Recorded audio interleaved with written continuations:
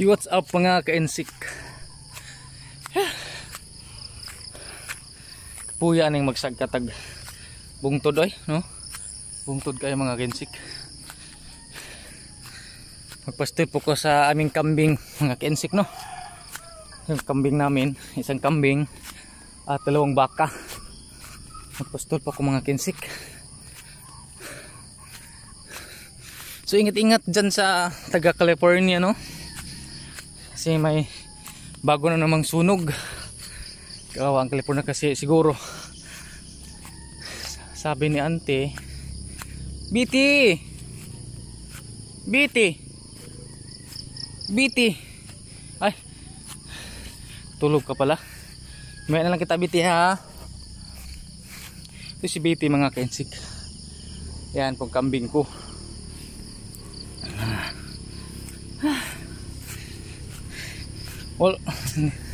Ulang-ulan dun sa California kaya dali pumasunog mga-insik. Tuyo na tuyo yung grass at saka mga kahoy mga ka-insik, no? Yan. Bang sunog na naman ang dumating. So ingat-ingat kayo dyan sa isang sulok ng California. Ingat kayo dyan. Hingal-hingal tayo. Yung baka namin doon, ako muna ngayon ang magpapastol. Si Papa ay hindi pa gusto si Papa magpastol ng baka sa aming alaga kasi hindi pa totally na close ang kaniyang one, charot. Kaya ako muna mga ka-insik.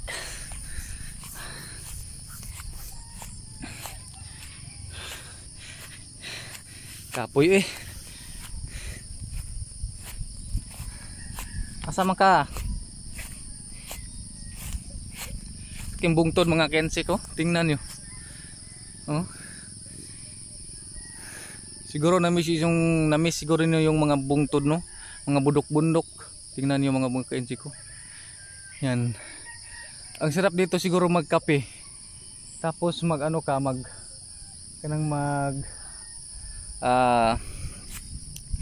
maglingkod-lingkod sa veranda. Magandang bundok dito mga ka-insik, no?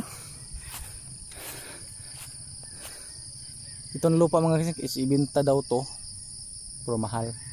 Pero alam naman yung lupa mahal na ngayon eh. Kaya maganda dito mga ka-insik. Overlooking sa mga ka-insik, no? Overlooking siya. Tingnan nyo. Dito ka magbahay. Ito na parte, magbahay ka parte kasi bundok yan. Pwedeng doon sa dulo, yan. Para makita mo lahat sa kabila, dito sa kabila, ganun lip ng by side usan na siya. Makita niyo mga ka-insik, no? Ang ganda dito na bundok parte mga ka-insik. Tingnan niyo. Ang ganda, oh. 'Di ba? Yung kursada nakita niyo mga ka-insik sa nakaalam lang papuntang Tuburan diyan. Lungsod ng Tubura papunta doon, no? Yan ang kursada. No? Maganda dito mga ka-insik sa bundok. Yan. Dagom sa mga ka-insik. Wala pang araw. Maganda sana pag may araw ng mga ka-insik. Dampog mo siya mga may adlaw. Ang akong baka nga inaalagaan ito. Meat yan. Muna siya. Ito po siya, ang pangalan na ay Juni, no? Juni po siya mga Juni. Juni. Siya po si Juni. Lalaki po siya mga ka-insik, lalaki. Ayan, lalaki po siya. Naghintay po siya sa akin para siya ay kanang makawala. Para kuan. Kaya mo tutoy pa magudi siya is kuan pa siya. Ilang months na ba to? June, July, August, September, October, November, December, January. 7 months po siya mga ka-insik. Pag 7 months pa po siya ngayong kuan 28, no? Mag 7 months po kaya hindi pa to sa nalutas mga ka-insik. Kailangan pa siyang magdidi. So dalhin ko dito ang kuan, ang inahin. Yung ina niya mga ka-insik kuan tara. Muna siya.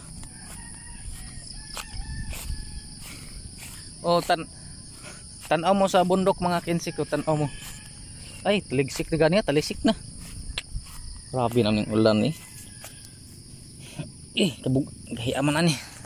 Pantok-pantok lang. Re.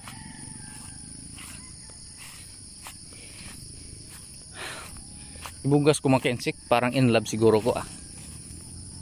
Ano, hindi sa iba, kailang ka lang. Uy, ibugas ko. Okay. Kailangan na siyang mudidi mga kinsik, no? Mudidi sa didi. Didihon tani siya. Uy, diriyot. Okay, kagahi. Isa. Okay, pagkabot, 3. Abante, abante. Abante.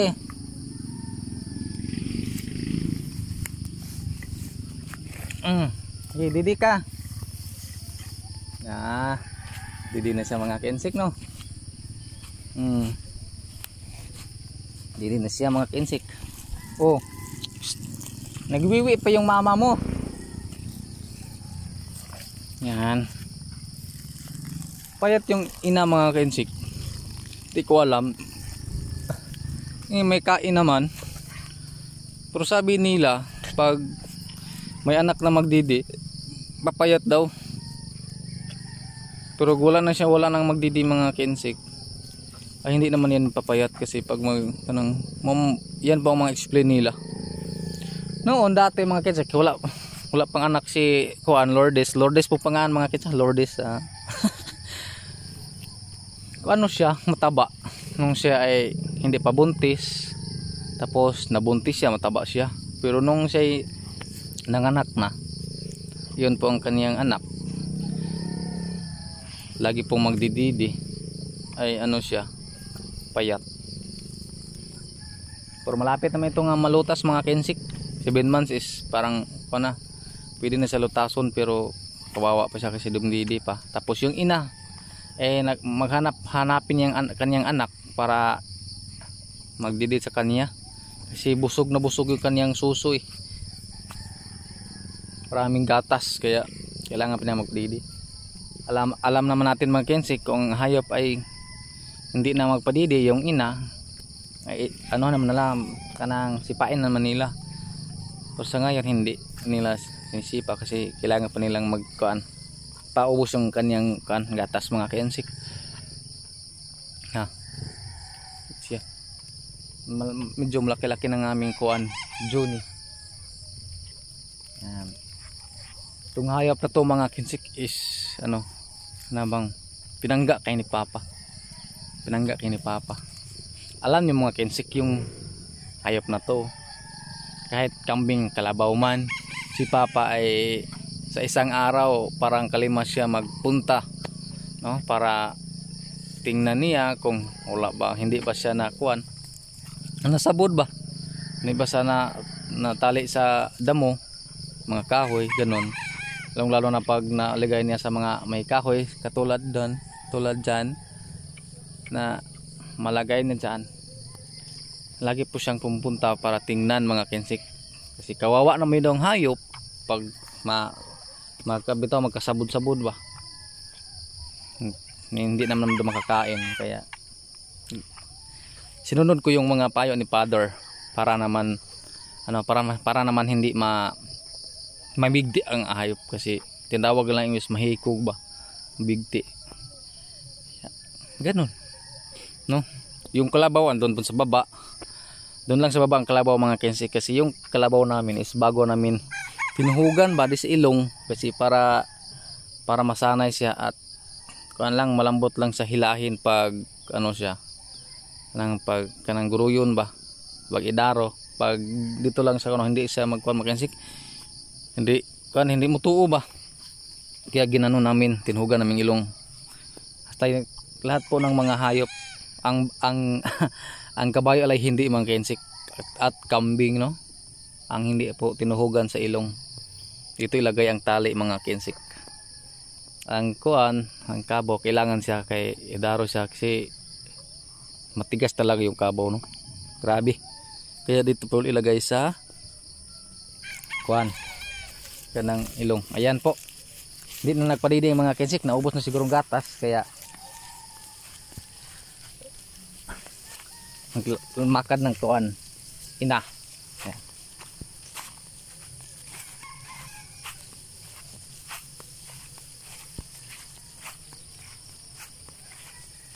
Bundok. Terus kumusta naman mo diha mga kensik? Kumusta naman? No? Kumusta ang kalagayan?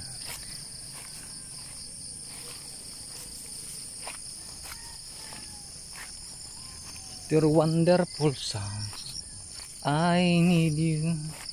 Gay, natinik na naman ako. Okay. Gi. Ane ka diri mga on? Hoy. Subuan gid nimo.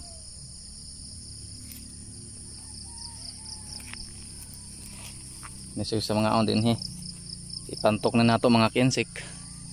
Ganahan mo sa kaon din he. Lo. Pero magnanguwag ang baka.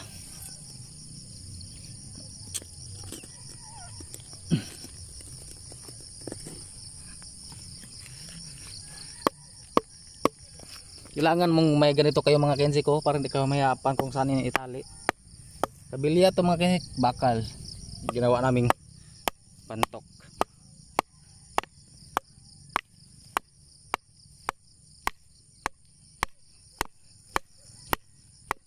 Yung isa naman kamay ko is yung kuanto kanan.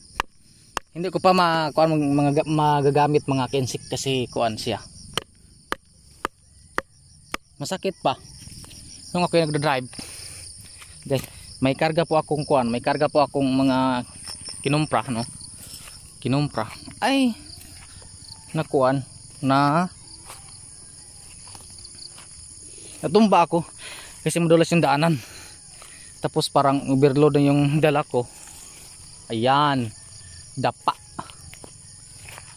talaga ako. Ayun na. Kadapa. Ayun. Tumba. Na ano ko yung kamay ko. Napigilan ko yung motor kahit nakatagilid na. Ayun ako. Dito lang. Aray.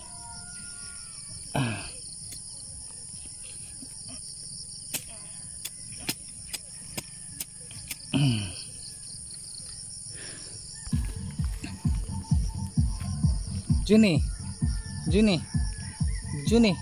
tingnan mo dito, tingin ka sa camera, ay hindi naman, nahiya siya. Sige ako be,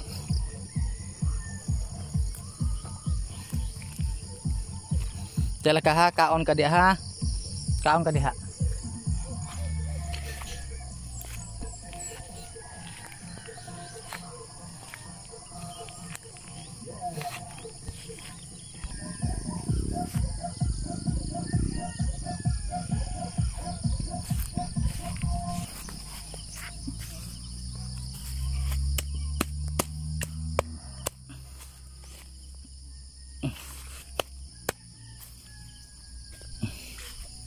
Dire. Si BT.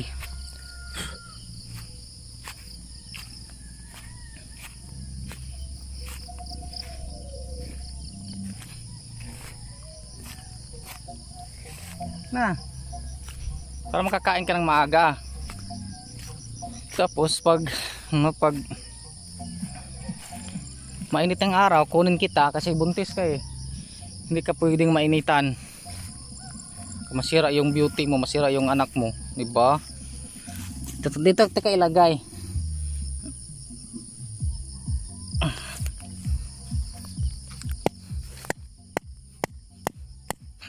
Pantok.